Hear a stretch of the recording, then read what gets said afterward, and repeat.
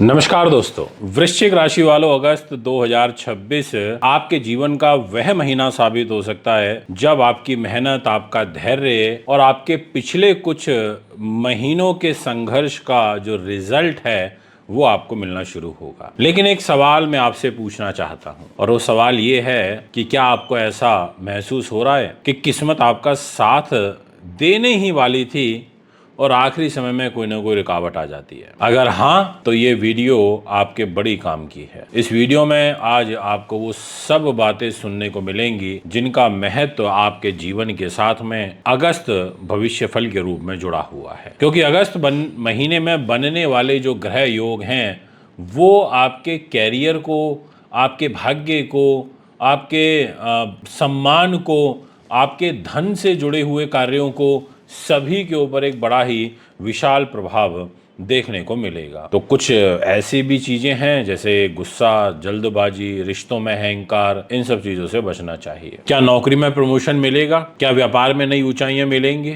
क्या प्रेम और विवाह के मामले में शुभ समाचार मिलेगा? और कौन सा उपाय आपकी किस्मत को और अधिक मजबूत करेगा?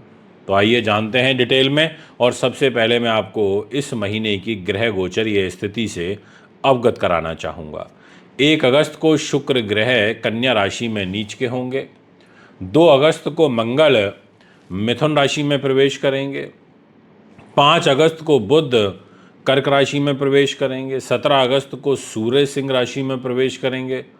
22 अगस्त को बुध सिंह राशि में प्रवेश करेंगे और देवगुरु बृहस्पति पूरे महीने कर्क राशि में उच्च के होकर रहेंगे। यानी कि जो शनि महाराज हैं वो आपको वक्र चाल में रिजल्ट देने वाले हैं और राहु केतु जिस राशि में बैठे हैं वो वहीं रह के आपको फल देंगे। तो सबसे मुख्य संकेत इस अगस्त महीने का क्या रहेगा वो बता देता हूँ। भाग्य पर, कैरियर पर, सामाजिक प्रतिष्ठा पर और जीवन की जो दिशा है वो बदलने वाले जो निर्णय हैं उनका ये महीना आपका साबित हो सकता है। इस पूरे महीने देवगुरु बृहस्पति उच्च अवस्था में वह भी आपके भाग्य के घर में गोचर करेंगे, जो कि बहुत बड़ी बात होती है। जहाँ 4 नंबर लिखा है डिस्प्ले की कुंडली में वहाँ आ जाएंगे। यानी कि गुरु कृपा मिलना, यानी कि धार्मिक कार्यों से लाभ मिलना, यानी कि विदेश संबंधी कार्यों से लाभ मिलना, उच्च शिक्षा और बड़े लोगों के सहयोग आपके लिए सुंदर बन रहे हैं। तो आइए बात करते हैं सबसे पहले कैरियर की, आपकी नौकरी की। यदि आप नौकरी करते हैं तो अगस्त का जो दूसरा भाग है वो विशेष रूप से महत्वपूर्ण रहेगा। 17 अगस्त के बाद सूर्य और 22 अगस्त के बाद बुध 10वें भाव में आ जाएंगे। इससे आपकी जो कार्य क्षमता है, आपका जो नेतृत्व है, नेतृत्व क्षमता है और अधिकारियों के साथ जो तालमेल है वो आपका बेहतर हो सकता है। यदि प्रमोशन, नई नौकरी या कोई महत्वपूर्ण पद की प्रतीक्षा है तो शुभ समाचार मिलने की जो संभावनाएं हैं वो काफ़ी बढ़ सकती है। जो लोग प्रशासन, कानून, मीडिया, शिक्षा, ज्योतिष, सेना, पुलिस, तकनीक या फिर सरकारी सेवा से जुड़े हुए हैं उनके लिए समय काफ़ी पॉजिटिव दिखाई पड़ता है। बात करूंगा आपके फाइनेंस की, आपकी आर्थिक स्थिति की। तो आर्थिक मामलों में यह महीना काफ़ी अच्छा कहा जा सकता है, क्योंकि आपका जो 11th हाउस है उस घर में शुक्र के होने से जो आय के नए सोर्स हैं वो बन सकते हैं। हालांकि शुक्र आपके नीच के भी स्थिति में विराजमान है और शुक्र का नीच वह भी आपके लाभ स्थान में होना, जिसके कारण खर्चों पर नियंत्रण रखना बड़ा आवश्यक हो जाता है। क्योंकि शुक्र के पास 12th हाउस की जिम्मेदारी है, खर्चों की जिम्मेदारी है। तो ये एक ड्रॉबैक रहेगा, यहाँ थोड़ा ध्यान रखें। उच्च के जो गुरु हैं वो भाग्य के माध्यम से आपको आर्थिक लाभ देंगे। बिल्कुल ठीक सुना आपने।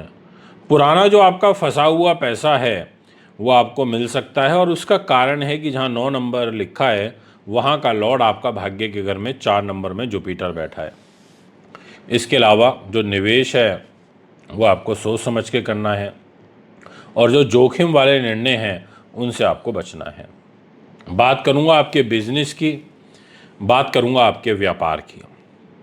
तो व्यापारियों के लिए अगस्त का जो महीना है वो कहीं ना कहीं विस्तार लेकर के आ रहा है, क्योंकि आपके कैरियर के घर में जहाँ पे 5 नंबर लिखा है वहाँ पर 17 अगस्त को जैसे ही सूर्य ग्रह बैठेंगे तो स्वग्रही हो जाएंगे। तो आपको नए ग्राहक मिलना, नए साझेदार मिलना, नई योजनाएं देना, ऐसा ग्रह योग बनेगा। इसके अलावा विदेशी संपर्क, online platform, digital consultation, digital जो बिजनेस होते हैं, ज्योतिष शिक्षा से जुड़े हुए जो कार्य होते हैं, उनमें आपको विशेष लाभ मिल सकता है। अगर हम बात करें परिवार की, गृहस्थ जीवन की, तो मैं कहूँगा कि आपके मदर वाला जो घर है वहाँ राहु विराजमान है, जिसके कारण मदर के साथ डिस्टर्बेंस रहेगी, उनके साथ मनमुटाव की स्थिति बनी रहेगी। और अगर हम बात करें धन धान्य के दृष्टिकोण से, तो पैसे के लिए अच्छा रहेगा। अगर घर, वाहन या प्रॉपर्टी से जुड़े हुए के कार्य करना चाहते हैं तो उसमें आपको जल्दबाजी बिल्कुल नहीं दिखानी है, और परिवार के साथ जो संवाद है वो बनाए रखना भी बड़ा आवश्यक हो जाता है।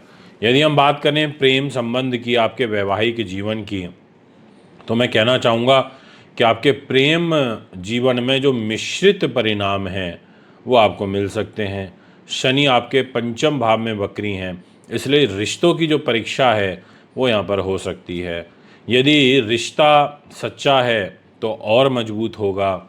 यदि किसी गलत फहमी के कारण दूरी बनी है तो आपको बातचीत से समाधान निकालना चाहिए, ये मैं आपसे कहना चाहूँगा। जो विवाहित लोग हैं, उनके जो जीवन साथी हैं, उनके साथ उनकी जो भावनाएं हैं, यानी कि जो फीलिंग्स हैं, उसका आपको सम्मान करना चाहिए, क्योंकि शुक्र नीच होगा और शुक्र का नीच होना अच्छा नहीं होता।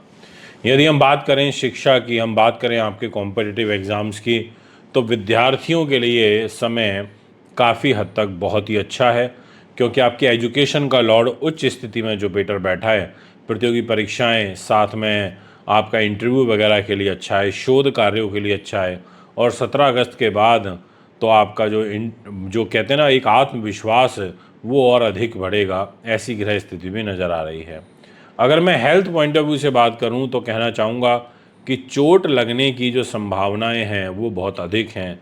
यहाँ पर रक्तचाप का योग बना हुआ है। पेट संबंधी परेशानी, तनाव, नींद की कमी, ऐसी समस्याएं हो सकती हैं। वाहन सावधानी से चलाना है। नियमित जो दिनचर्या है वो आपको अपनाना है। मान सम्मान और सामाजिक प्रतिष्ठा, यह इस महीने का सबसे मजबूत क्षेत्र आपके लिए रहेगा, क्योंकि दसम भाव में सूर्य और बुध का जो गोचर है आपको ये नई पहचान और सम्मान दिला सकता है। यदि आप राजनीति में हैं, सोशल मीडिया में हैं, यूट्यूब, शिक्षा, सार्वजनिक जीवन से जुड़े हैं, तो आपकी लोकप्रियता बढ़ सकती है। अगर हम बात करें कि इस महीने क्या करें, तो मैं विशेष रूप से कहना चाहूँगा धार्मिक प्रयोजन के लिए अच्छा है। नए अवसरों का लाभ उठाना चाहिए। सकारात्मक लोगों के साथ में आपको समय बिताना चाहिए। और इस महीने क्या ना करें, तो जल्दबाजी में आप डिसीज़न ना लें। आप गुस्से पर नियंत्रण बनाए रखें। जोखिम भरा आपको निवेश नहीं करना है। परिवार की अनदेखी नहीं करनी है। और इस महीने का सबसे महत्वपूर्ण उपाय है ओम नमः शिवाय का जाप अधिक से अधिक करिए। भगवान शिव का अभिषेक करिए। मंगलवार को हनुमान चालीसा का पाठ करिए। मसूर की दाल और लाल वस्त्र का दान करिए। और हो सके तो प्रत्येक शुक्रवार को सफ़ेद चीज़ें और दुर्गा माता की पूजा करिए। तो दोस्तों, ये है आपका एक ओवरऑल ओवरव्यू जो मैंने भी आपको दिया।